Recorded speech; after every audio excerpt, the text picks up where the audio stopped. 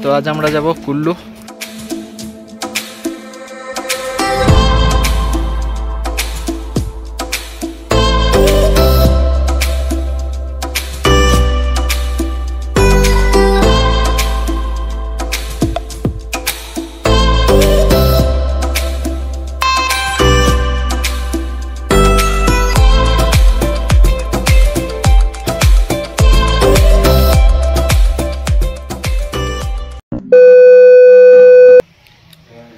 Good morning guys. তো এখন বাজে 8:40। এই ঘুম থেকেই আমরা উঠলাম। তো আজ আমরা যাব কুল্লুর ওই সাইডটা, কুল্লু নগর। তো ওই সাইডটা পুরোটা কভার করার চেষ্টা করব। তো এখনও আমরা রেডি হইনি, গাড়ি আসবে 10টায়। তো ফটাফট রেডি হয়ে তোমাদের কাছে আসছি।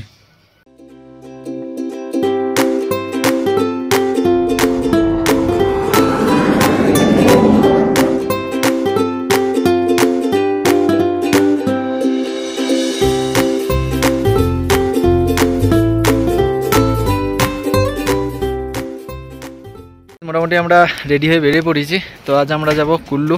তো গাড়িও আমাদের চলে এসেছে, তো যেতে যেতেই কথা হবে, চলো। তো গাইজ এখন বাজে 11:35। আজ আমরা শুধু কুল্লুর সাইড সিন ঘুরবো, তাই একটু আমরা দেরি করেই বেরিয়েছি। মানালি থেকে কুল্লুর ডিস্টেন্স 40 কিলোমিটারের মতো। কুল্লুর হাই অল্টিটিউড হচ্ছে 4193 ফিট।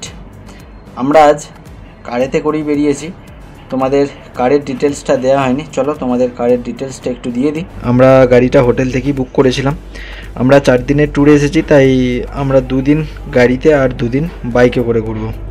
তো আমরা গাড়িতে প্রথম দিন মানালি সাইট সিন ঘুরেছি, আর আজ কুল্লু ঘুরছি। আর আমরা যেদিন এসেছি সেদিন বাস স্ট্যান্ড থেকে আনতে গিয়েছিল, এবং যেদিন যাব সেদিন আমাদেরকে দিতে যাবে। তাই এই রকমভাবেই আমরা গাড়িটা বুক করেছিলাম। এইভাবে বুক করে আমাদের টোটাল পড়েছে ওই 3500-র মতো। যেহেতু আমরা 2 জন এসেছি, তাই আমরা বড় গাড়ি না, আমরা অল্টো বুক করেছিলাম। 3 জন আরামসে বসে যেতে পারবে, আর আমরা তো 2 জন ছিলাম, আরামসেই মোটামুটি বসে ঘুরেছি আমরা। কি তোমরা এলে তোমাদের যেরকম সুবিধা বুঝবে তোমরা, তো তোমরা সেইভাবেই গাড়ি বুক করবে। তোমাদের কাছে যদি মেম্বার বেশি থাকে তোমরা অবশ্যই বড় গাড়ি বুক করবে। বাকি আমি গাড়ির ডিটেলস ডেসক্রিপশান বক্সে দিয়ে দেবো, সেখান থেকে তোমরা চেক করে নিও। তো কুল্লু মানুষ সাধারণত যায় প্যারাগ্লাইডিং আর রিভার র্যাফটিংয়ের জন্য।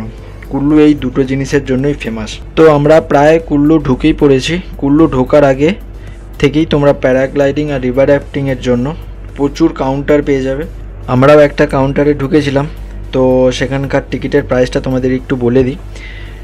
প্যারাগ্লাইডিংয়ের জন্য পার হেড 3500, মানে 3500 টাকা। আর প্যারাগ্লাইডিংয়ের সময় তোমার সাথে যে পাইলট থাকবে তার সাথে একটি ক্যামেরা থাকবে। সেই প্যারাগ্লাইডিংয়ের ভিডিও যদি তুমি নিতে চাও তো এক্সট্রা 500 টাকা দিতে হবে। সেটা অন দ্য স্পট পাইলটকে দিতে হবে, এবং অন দ্য স্পট তুমি ভিডিও পেয়ে যাবে। ফোনেই তোমাদেরকে সেই ভিডিও দিয়ে দেবে। রিভার রাফটিংয়ের ব্যাপারটাও ঠিক একই রকমের, তবে রিভার রাফটিং তুমি 3500 টাকার টিকিট কাটলে 14 কিলোমিটার তোমাকে রিভার রাফটিং করাবে, আর 2000 টাকার টিকিট কাটলে 6 কিলোমিটার। তো অবভিয়াসলি 3500 টাকার টিকিটটাই তোমরা কাটবে, যেহেতু ওটা অনেকটা লং হয়ে যাচ্ছে। আর রিভার রাফটিং যত লং হবে তত মজা আসবে। ওরাই তোমাকে রাফটিং পয়েন্টে নিয়ে যাবে, এবং রাফটিং এন্ড পয়েন্ট থেকে ওরাই আবার গাড়ি করে তোমাকে মেন জায়গায় ছেড়ে দেবে।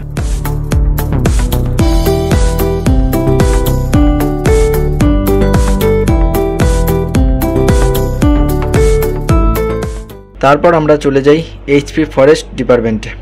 গেটে ঢোকার আগেই তোমরা টিকিট কাউন্টার পেয়ে যাবে। টিকিটের প্রাইস ইন্ডিয়ানদের জন্য অ্যাডাল্ট 30, চিলড্রেন 20, আর ফরেনারদের জন্য অ্যাডাল্ট 60 আর চিলড্রেন 40। তো চলো ভিতরে ঢোকা যাক।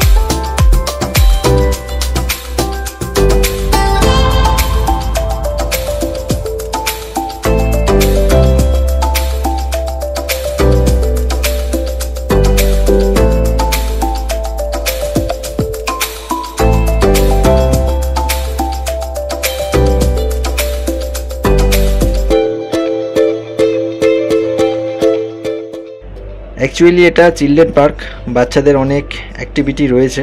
তোমাদের সাথে যদি কোনো ছোট বাচ্চা থাকে অবশ্যই এখানে নিয়ে আসবে।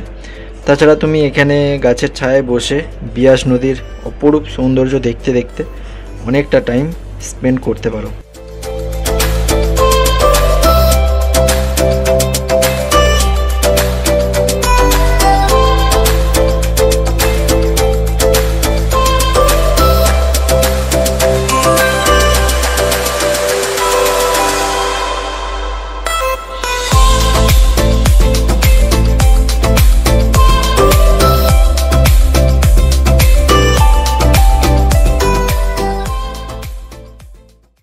তো কুল্লু এলে এই পার্কটা তোমরা অবশ্যই আসবে। তো যদি সাথে বাচ্চা থাকে তো অবশ্যই আসবে, বাচ্চাদের জন্য খুব ভালো একটি জায়গা। তো আমরা ওখানে কিছু কেমন টাইম স্পেন্ড করলাম, অ্যাক্টিভিটিও রয়েছে এখানে, তোমরা চাইলে করতে পারো। তারপরেই আমরা চলে যাই বৈষ্ণো দেবী মন্দির। ভিতরে গিয়েই দেখতে পাবে সবাই জুতো খুলছে। এখানে জুতো রাখার সাথে সাথে তোমাদের একটি টোকেন দেবে, আবার রিটার্নের সময় সেই টোকেন দেখিয়ে তোমাদের জুতো নিতে হবে।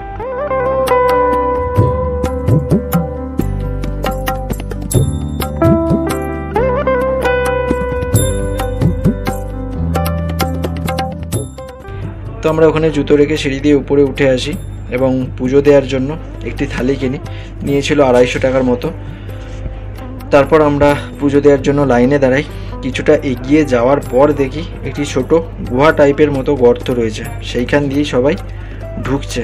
তো আমরাও কোনো রকমে ঢুকলাম, জিন্সের প্যান্ট পরে থাকার কারণে একটু প্রবলেম হচ্ছিল। তারপরে কোনো রকমে হামাগুড়ি দিয়ে মায়ের মূর্তির কাছে পৌঁছাই।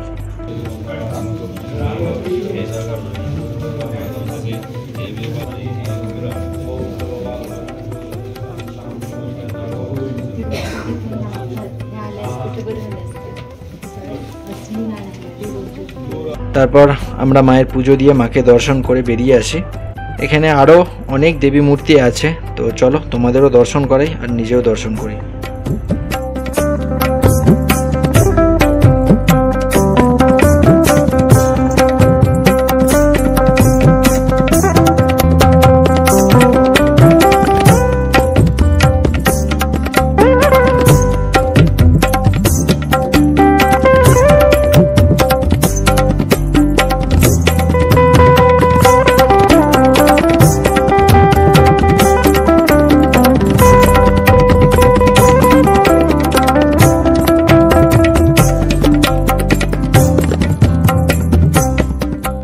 আমরা দুপুরে খাবারটা মন্দিরেই খেয়ে নিয়েছিলাম।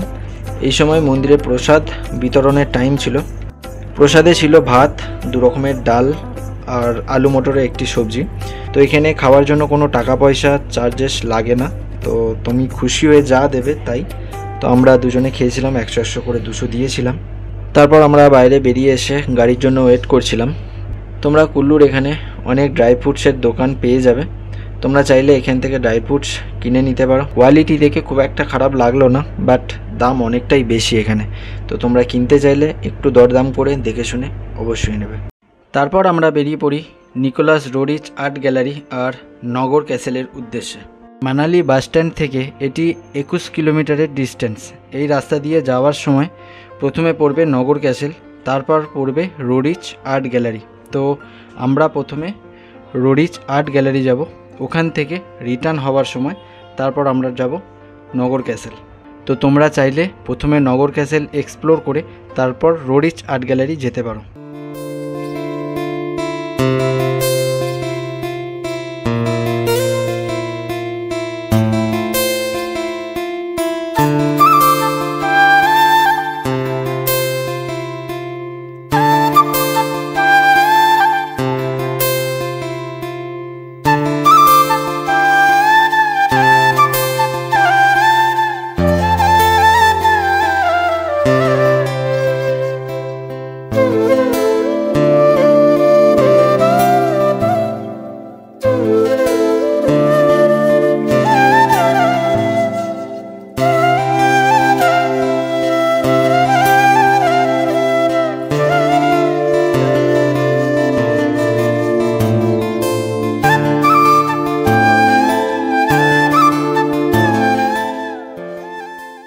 মোটামুটি আমরা চলে এসেছি রোরিচ আর্ট গ্যালারি।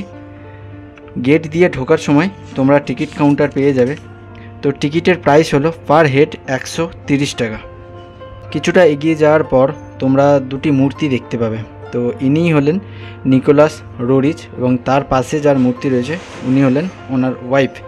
নিকোলাস রোরিচ একজন রাশিয়ান আর্টিস্ট ছিলেন। নিকোলাস রোরিচ 1917 সালে রাশিয়া থেকে এখানে এসেছিলেন। ওনার নিজের হাতে আঁকা কিছু পেন্টিং এখনও এই আর্ট গ্যালারিতে রাখা রয়েছে, যার মধ্যে পেন্টিং অফ কুল্লু, স্পিটি, লাহোল, এছাড়াও অনেক পেন্টিং আর্ট গ্যালারিতে রাখা রয়েছে। 1947 সালে নিকোলাস রোরিচের মৃত্যুর পর 1962 সালে ওনার ছেলে স্ভেতোস্লাভ রোরিচ এই আর্ট গ্যালারি প্রতিষ্ঠা করেন। হিমাচল প্রদেশ সরকার ও রাশিয়া সরকার এই আর্ট গ্যালারিকে রোরিচ হেরিটেজ মিউজিয়াম নামে চালানোর জন্য একটি ট্রাস্ট গঠন করেন। তো চলো তোমাদের চারিদিকটা একটু এক্সপ্লোর করাই।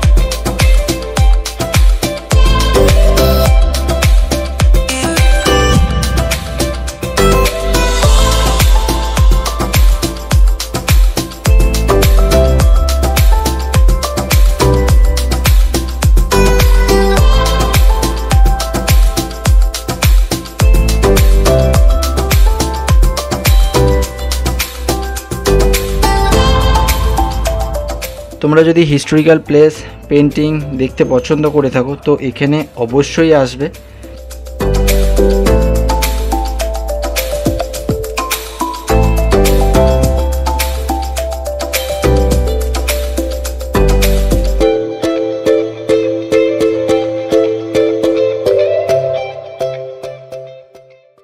তারপর আমরা ওখান থেকে বাইরে বেরিয়ে আসি। মনটা অনেকক্ষণ থেকেই চা চা করছিল, তাই হালকা করে একটা টি ব্রেক নিয়ে নিই।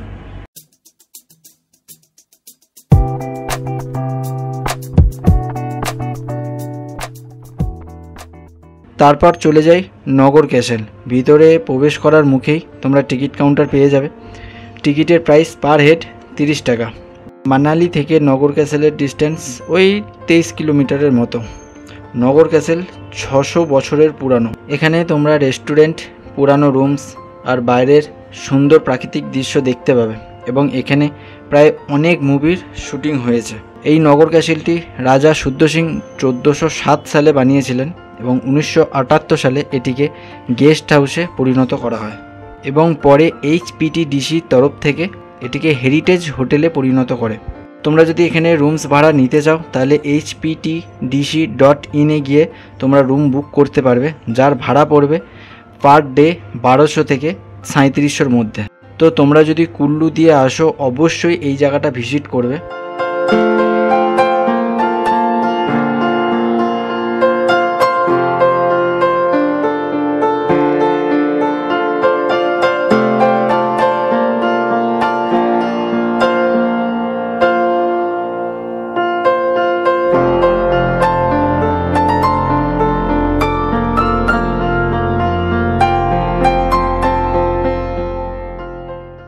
তারপর আমরা চলে যাই ত্রিপুরা সুন্দরী টেম্পল।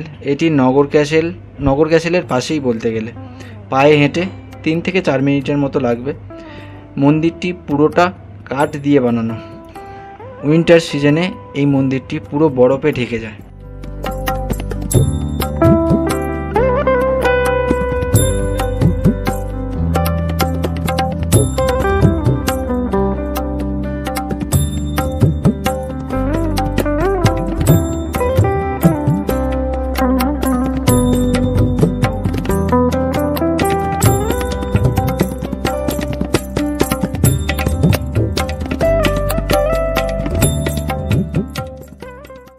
তো গাইজ আজকের ভিডিওটা এখানেই শেষ করছি। ভিডিওটা ভালো লাগলে অবশ্যই একটি লাইক, শেয়ার, কমেন্ট করে জানিও আর পারলে সাবস্ক্রাইবটা অবশ্যই করো। তো চলো দেখা হচ্ছে নেক্সট পার্টে। টাটা। Bye bye.